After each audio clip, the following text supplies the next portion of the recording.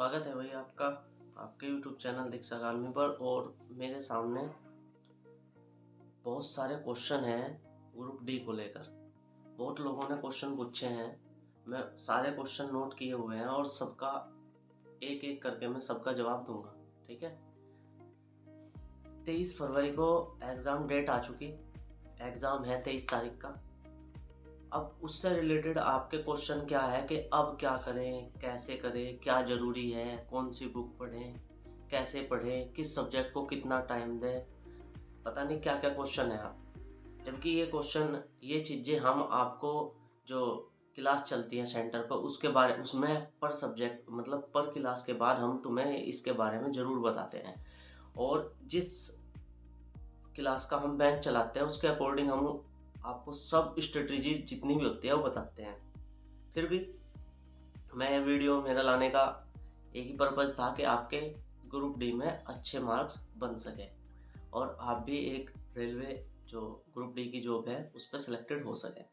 सबसे पहले तो दिमाग में ये भ्रांति मैं बता दूँ आपके आ रही होगी कि मेरिट बहुत अच्छी जाएगी। मेरिट पे ध्यान मत दो, वैकेंसी पे ध्यान दो। वैकेंसी कितनी है? अप्रोक्सीमेट 1 लाख के आसपास वैकेंसी है। तो 1 लाख वैकेंसी पे आपका, अगर आपने अच्छा स्कोर 70 के आसपास कर लिया ना तो आप सिलेक्टेड हो। अगर कोई और कंडीशन आप पे अप्लाई नहीं होती, यानी कि फिजिकल वगैरह में कोई दिक्कत है तो ठीक है। तो चलो इधर उधर की बात ना करके शुरू करते हैं कि अब क्या पढ़ें। सबसे पहले तो बहुत बेहतरीन क्वेश्चन है जिसने पूछा था कि सर जी अब हम जो है हमारे पास टाइम कम है, यानी कि लगभग 2 महीने समझ लो, 1 महीना पूरा, हाँ 2 ही महीने समझ लो, और एग्ज़ाम चलने वाले हैं यानी कि 4 महीने के आसपास, यानी कि पर डे एग्ज़ाम होगा जैसा पिछले वाला हुआ था। तो अब हम क्या पढ़ें? देखो भाई, मैं स्ट्रेटेजी बता रहा हूँ, अगर तुमने इसको फॉलो कर लिया तो आपका ऐसा एग्ज़ाम ग्रुप डी मतलब कितना भी लेवल बना ले वो पेपर का, ऐसा हो नहीं सकता कि वो आप उसे निकाल ना सको। ठीक है। तो सबसे पहले कि रिवीजन हम किस चीज़ का करें। कुछ रिवीजन नहीं करना, जो मैं बताऊंगा उसके अकॉर्डिंग पढ़ लो, बस वही काफ़ी है। पहला क्या है कि मैथ और रीजनिंग का 10 या 15 दिन में रिवीजन करके एक तरफ रख दें, उसे छेड़ो मत। जो आपके शॉर्ट फॉर्मूले हैं उनमें आपके कंटेस्ट हैं, लेकिन फिर भी रिवीजन करना ज़रूरी है। रिवीजन कर ले मैथ और रीजनिंग का, दोनों का, और उसके बाद उन्हें देखना नहीं। जिसका मतलब जिसने 1 बार या 2 बार पढ़ रखा है उसे उसे भी रिवीजन करना है, लेकिन जिसने एक ही बार पढ़ा है उसे रिवीजन अच्छे से करना है। अब मैथ में हम दूसरा क्वेश्चन पूछा था कि मैथ में एडवांस भी पढ़े क्या, तो बिल्कुल भाई, मैथ में आपको एडवांस भी पढ़ना पड़ेगा, ट्रिग्नोमेट्री भी पढ़नी पड़ेगी और ज्योमेट्री भी पढ़नी पड़ेगी, और अलजेब्रा से भी सवाल आएंगे। तो इस भ्रांति में न रहेंगे, जो एडवांस है वो नहीं पूछा जाएगा। पिछली बार भी ट्रिग्नोमेट्री के बेसिक क्वेश्चन पूछे गए थे, ज्योमेट्री के बेसिक क्वेश्चन पूछे गए थे, तो इस बार भी जरूर पूछे जाएंगे। तो पढ़े भाई, मतलब ऐसा नहीं है कि मैथ आपने RS अग्रवाल कर लिया और फिर उसके बाद कुछ नहीं करना, तो ये गलत बात है भाई। आपको ज्योमेट्री भी पढ़नी पड़ेगी, ट्रिग्नोमेट्री भी पढ़नी पड़ेगी और थोड़ा बहुत अलजेब्रा भी पढ़ना पड़ेगा, लेकिन बेसिक 10वीं तक। बाकी आप सब्जेक्ट के अकॉर्डिंग देख लो, उसमें सब्जेक्ट में जो सब्जेक्ट से जो उसने वो दे रखा है ना सिलेबस, उससे बाहर कभी नहीं पूछा जाता। एक आध क्वेश्चन आ जाए, एक आध क्वेश्चन इतना बड़ी बात नहीं है। अगर आप नहीं कर रहे तो 99% स्टूडेंट उसे नहीं करने के, क्योंकि मैक्सिमम जो स्टूडेंट होते हैं वे क्या करते हैं, सिलेबस के अकॉर्डिंग तैयारी करते हैं, मैक्सिमम जिन्हें स्ट्रेटेजी पता है। अच्छा जी, दूसरा क्या है, एक क्वेश्चन पूछा था कि आप जा टाइम टेबल से पढ़ना सही है, तो बिल्कुल सही है भाई। टाइम टेबल कैसा होगा आपके, इसमें 4 सब्जेक्ट आने, 3 ही सब्जेक्ट आने हैं, जीएस में आपका स्पेशली साइंस, मैथ और रीजनिंग, यही तो है बस 3 सब्जेक्ट। अब इन सब्जेक्ट को आपको अगर रिवीजन कर लिया फिर भी 1 घंटा आपको पर सब्जेक्ट देना है।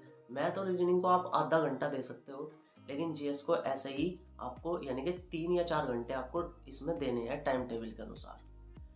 अब साइंस क्या है, तो साइंस के क्वेश्चन आपको मिलेंगे 20 से 30 के बीच, 25, वैसे तो 25 क्वेश्चन आने हैं, पर 20 से मैं 30 के बीच क्वेश्चन कह सकता हूँ आएंगे। अब एक बंदे ने क्वेश्चन पूछा था कि सर जी न्यूमेरिकल भी आएंगे क्या? बिल्कुल आएंगे भाई, पर ये नहीं है कि न्यूमेरिकल ऐसे आ जाएगा मैं आपको हो ही ना। तो न्यूमेरिकल बेसिक आएंगे, जैसे फोकस दूरी निकालना, E बराबर MC² या कोई फॉर्मूला है तो उस पर डायरेक्ट मान रख के आंसर आएगा। ये नहीं है कि हम पूरा का पूरा साइंस कर दे रहे हैं जी, सारे न्यूमेरिकल निकाल दे रहे हैं, मत करो ऐसा। सिर्फ बेसिक बेसिक जैसे फोकस दूरी का हो गया, इस तरह का आपको फॉर्मूले पर डायरेक्ट सवाल को न्यूमेरिकल पूछा जाएगा। तो इसके लिए कोई भारी भरकम वो नहीं है। अगर साइंस पढ़ोगे तो आपको फोकस दूरी ये सारी चीज़ें पता लग जाएगी और उसके अकॉर्डिंग आप कर सकते हो। ठीक है।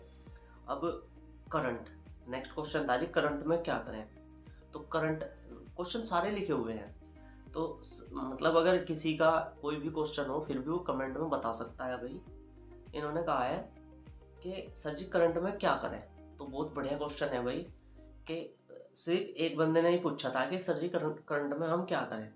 तो देखो भाई, करंट का मैं अपनी एडवाइस दूंगा और इसके अकॉर्डिंग आप चलोगे तो कभी मार नहीं खानेगे।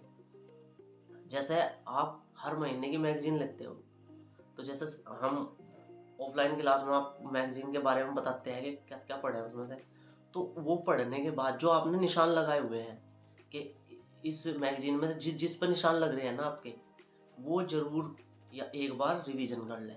ठीक है। और कुछ बच्चों पे जो मतलब सेंटर के नहीं है लेकिन ये वीडियो देख रहे हैं, तो वे कैसे करें।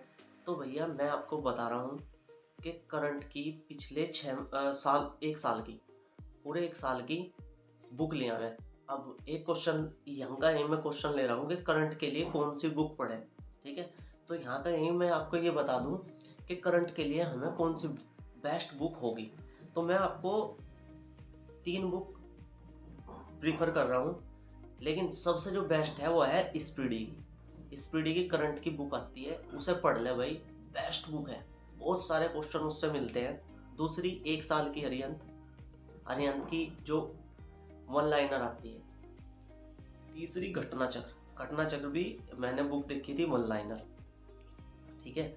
अब और करंट में क्या पढ़े, तो करंट में भैया जितने भी राज्य के सीएम और गवर्नर हैं उन्हें जरूर याद करें।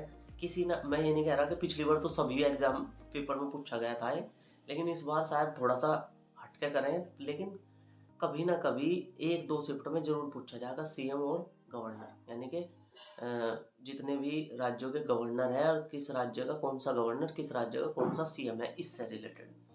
विधानसभा राज्यसभा सीटें करंट में नहीं आती, लेकिन कुछ चेंज होती होगी, या जैसे कश्मीर बना, मतलब कश्मीर का डिवाइडेशन हो गया, लद्दाख और ये बन गया, केंद्र शासित है।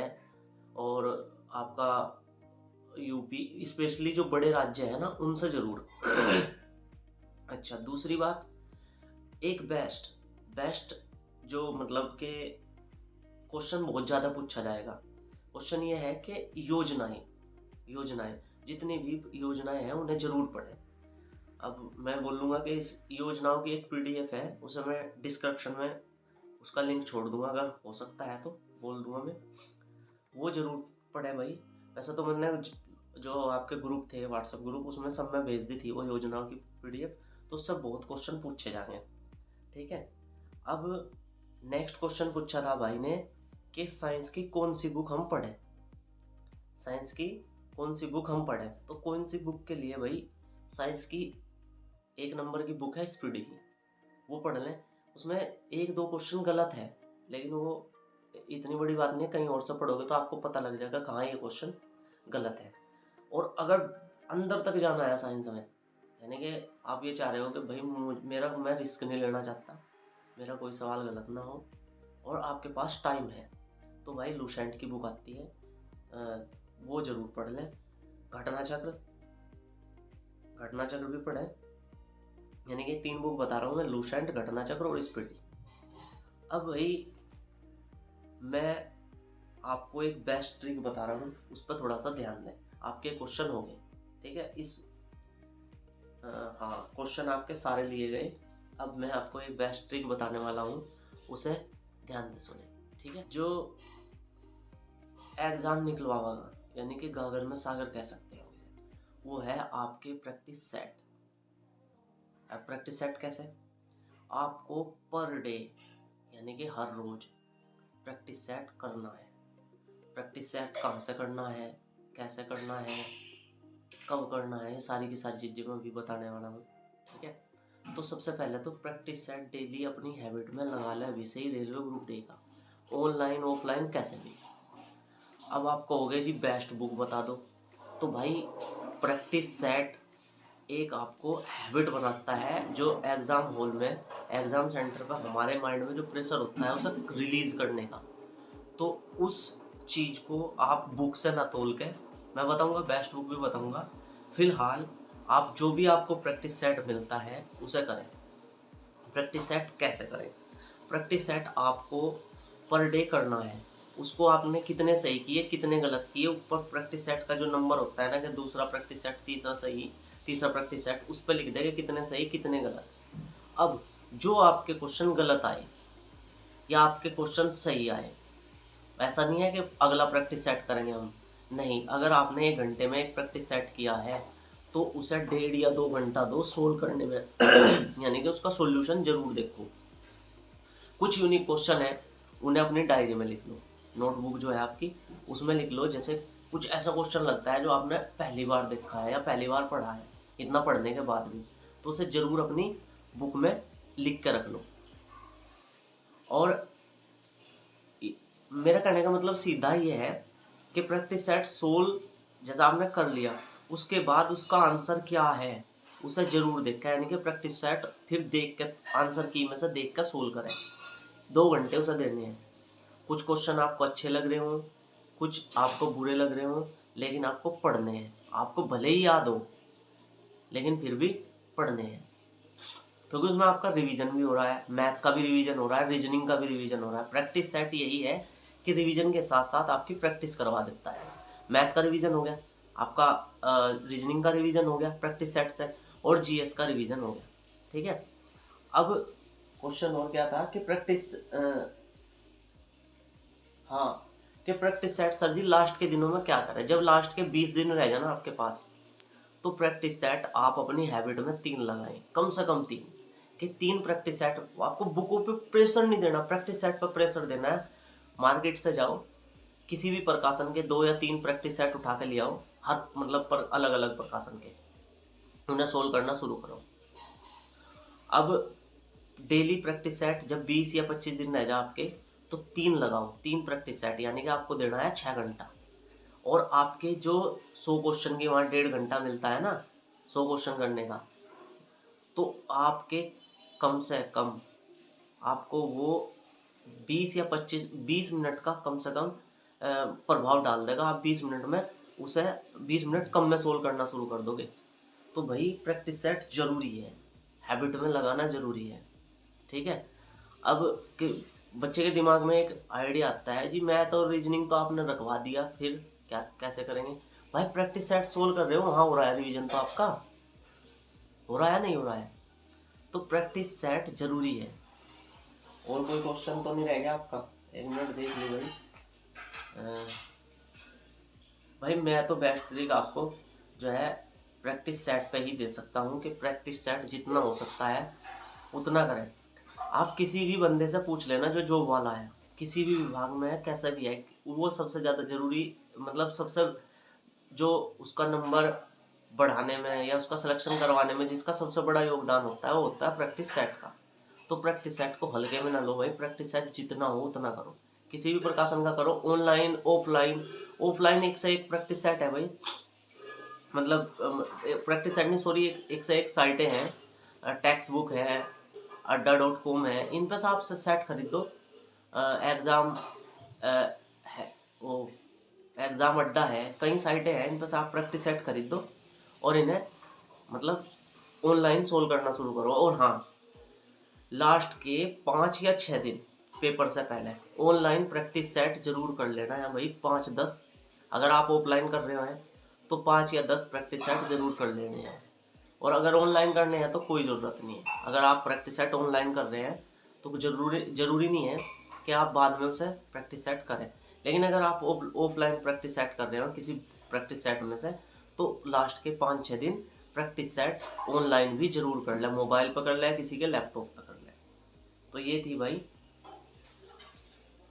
आपका एग्ज़ाम आराम से निकलेगा, कोई इतनी बड़ी बात नहीं है। सबसे ज़रूरी है कि अपना जो प्रेशर होता है उसको रिलीज़ कैसे करें। एग्ज़ाम हॉल में रिलीज़ कराती है हमारी प्रैक्टिस। आप अगर अच्छे प्रैक्टिस है, आप अपने आप पे मतलब ये लग रहा है कि हाँ इस बार सोल्व हो जाएगा, अपने आप बता देती है भैया।